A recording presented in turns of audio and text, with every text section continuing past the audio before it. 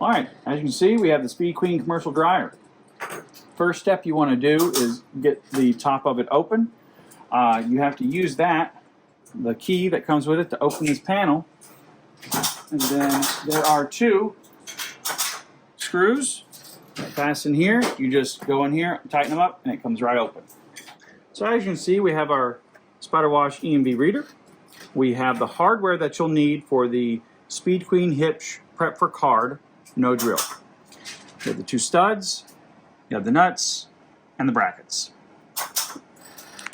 So as you can see, we passed the harnessing of the reader through the card insert slot, and we've put the studs in the bottom holes of the reader. You want to pull this through here, and then place the bracket on like so. Hold it there. Thread the nut on it. Alright. One stud, almost done. And you want to tighten that up. Alright. Alright. There we go. Alright, next step. You want to install your reader, run the harnessing through here. We have our relay board. We have our 2-wire red and yellow harness.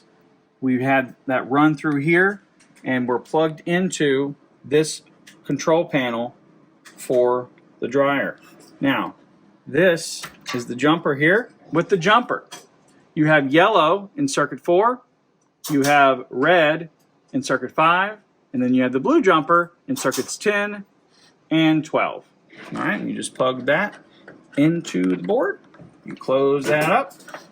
Important thing you want to focus on here, the 24-volt power supply.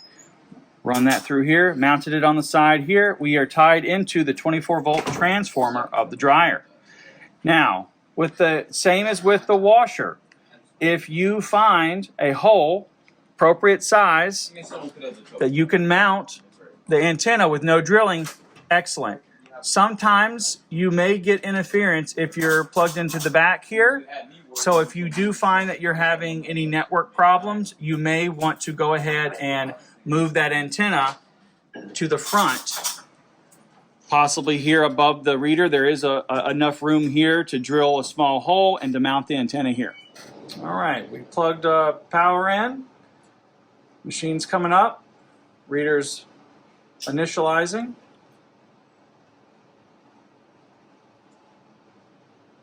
It's going to go through all the prompts just like you normally would when the reader's coming up. Loading screen. You have the firmware for the reader. Bluetooth ID for the board. This is always going to be the most accurate way to determine what the Bluetooth address is. It reads directly from the board. You got hub data acquired.